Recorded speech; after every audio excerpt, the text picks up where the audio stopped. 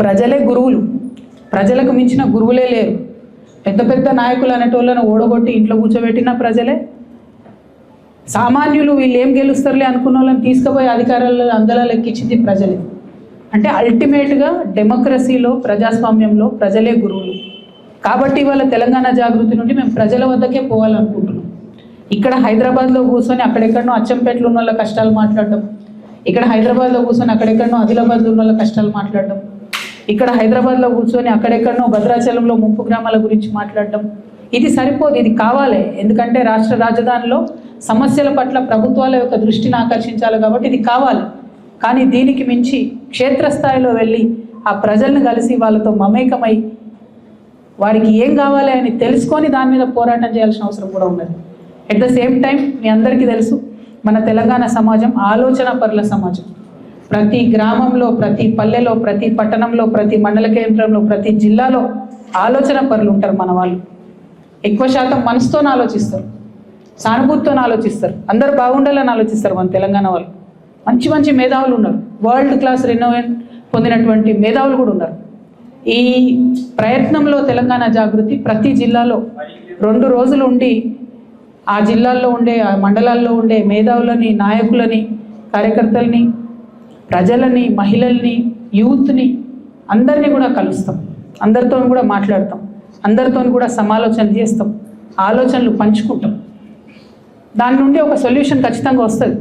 సామాజిక తెలంగాణ కావాలి అని అంటే, అందరం సమృద్ధిగా ఉండేటటువంటి తెలంగాణ కావాలంటే, అందరికీ సమాన గౌరవం ఉండేటటువంటి తెలంగాణ కావాలంటే, అందరికీ సమాన అవకాశాలు వచ్చేటటువంటి తెలంగాణ కావాలంటే ఏం చేయాలి, ఎట్లా ముందుకు పోవాలి, ఎట్లా సాధ్యమవుతుంది? ఈ అంశాలు కేవలం హైదరాబాద్లో కూర్చొని చర్చిస్తే కావు. హైదరాబాద్లో ఉండే వాళ్ళతోనూ చర్చించాలి, ఊర్లలో ఉండే ప్రతి ఒక్కరిని కూడా కలుపుకొని చర్చించాలి. అల్టిమేట్గా ఫలితాలు ఎవరికి రావాలనుకుంటున్నాం? ఆయా గ్రామాల్లో ఉండేటటువంటి యువతకు ఫలితాలు రావాలి, ఆయా గ్రామాల్లో ఉండేటటువంటి మహిళలకు ఫలితాలు రావాలి, ఆయా గ్రామాల్లో ఉండేటటువంటి రైతులకు ఫలితాలు రావాలి. ఇవి రావాలి అంటే వాళ్ళ దగ్గరికి పోయి మనం ఆలోచన చేయాలి. దానికోసమే ఒక 4 నెలల యాత్రను తెలంగాణ జాగృతి నుండి చేపడతా ఉన్నాం. జాగృతి జనం బాట అనేటటువంటి పేరుతోని ఈ యాత్రను చేపడతా ఉన్నాం. ఈ జనం బాట కార్యక్రమంలో ప్రతి జిల్లాల్లో 2 రోజులు ఉంటాం. ఆ 2 రోజులు కూడా అక్కడ ప్రజలతో అందరితో మమేకం అవుతాం, మాట్లాడతాం. ఆ తర్వాత మీకు షెడ్యూల్ మొత్తం ఇవ్వడం జరుగుతుంది. ఇచ్చినటువంటి షెడ్యూల్ ప్రకారం ఆయా జిల్లాల్లో కార్యక్రమాలు ఉంటాయి. బీఆర్ఎస్ పార్టీ నుండి మరి నన్ను సస్పెండ్ చేయడం, తదనంతర పరిణామాలన్నీ కూడా మీరు చూస్తున్నారు. ఈ సస్పెన్షన్కి దారితీసినటువంటి అంశాలు ఏంది అని ఆలోచన చేస్తే, ఒక తెలంగాణ ఆడబిడ్డగా మొదటి నుంచి కూడా నేను కొంత ఆలోచన ఉన్నటువంటి వ్యక్తి, కొంత సమాజం పట్ల కన్సర్న్ ఉన్నటువంటి వ్యక్తి. కన్సర్న్ ఉండబట్టే తెలంగాణ ఉద్యమంలోకి వచ్చినాం. కన్సర్న్ ఉండబట్టే ఆనాడు రాష్ట్రం వస్తుందో రాదో తెలియకపోయినా పేగులు తెగేలాగా తెలంగాణ కోసం కొట్లాడినాం. అనేక కార్యక్రమాలు తీసుకున్నాం, 1 కాదు 2 కాదు. ఆ కన్సర్న్ ఉంది కాబట్టే ఒక మాట చెప్పిన నేను, భౌగోళిక తెలంగాణ మనం సాధించుకున్నాం, సామాజిక తెలంగాణ సాధించుకోలేదు అని. సామాజిక తెలంగాణ అంటే అర్థమైంది, ప్రతి ఒక్కరికి సమాన అవకాశాలు రావాలి, ప్రతి ఒక్కరికి సమాన ప్రాధాన్యతలు లభించాలి.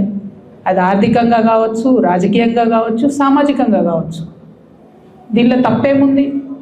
అదేదో పెద్ద తప్పు మాట్లాడినట్టుగా చిత్రీకరించి నన్ను బీఆర్ఎస్ పార్టీ నుండి బయటకు వెళ్ళగొట్టే వరకు కూడా కుట్రలు జరిగింది. ఆనాడు నేను బీఆర్ఎస్ పార్టీలో ఉన్నప్పుడు ఏదైతే అన్నానో నేను ఇవాళ కూడా అదే అంటున్నాను. భౌగోళిక తెలంగాణ సాధించుకున్నాం, సామాజిక తెలంగాణ సాధించుకోవాల్సి ఉన్నది. ఆ సామాజిక తెలంగాణ సాధన కోసం తెలంగాణ జాగృతి ఖచ్చితంగా కట్టుబడి ముందుకు నడుస్తుంది.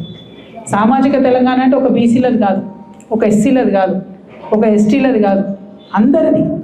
ఓసీలలో ఉన్న పేదవాళ్ళది, మా మహిళలది, మా ఆడబిడ్డలది, మా యువకులది, మైనార్టీలది, ఎస్సీలది, ఎస్టీలది, బీసీలది, అందరిది. అందరికీ వారికి రావాల్సిన హక్కులు రావాలి. ఇవాళ వస్తున్నాయా, అందుతున్నాయా అందరికీ అన్ని ఫలితాలు? చూస్తున్నామా ఎక్కడన్నా? కాబట్టి సామాజిక తెలంగాణ అంటే అదేదో నినాదం కాదు, అది ఒక విధానపరమైనటువంటి నిర్ణయం. ఇవాళ తెలంగాణ జాగృతి తీసుకున్నాం. ఈ విధానపరమైనటువంటి నిర్ణయం మేము ఉన్నన్ని రోజులు తెలంగాణ సమాజం కోసం పనిచేస్తూనే ఉంటాం. అన్ని లేయర్స్లో, అన్ని చోట్ల, అన్ని వర్గాలకు సంబంధించినటువంటి ప్రజలను కూడా అడ్రస్ చేస్తూ సామాజిక తెలంగాణ కోసం కట్టుబడి ఉంటాం, దానికోసం పనిచేస్తాం. ఈ విధంగా ఇప్పుడు ఒక్కసారి పోస్టర్ లాంచ్ చేసి, ముహూర్తం ఏదో ఉంది, పోస్టర్ లాంచ్ చేసి మళ్ళీ కూర్చొని మళ్ళీ మాట్లాడతాం మీతో.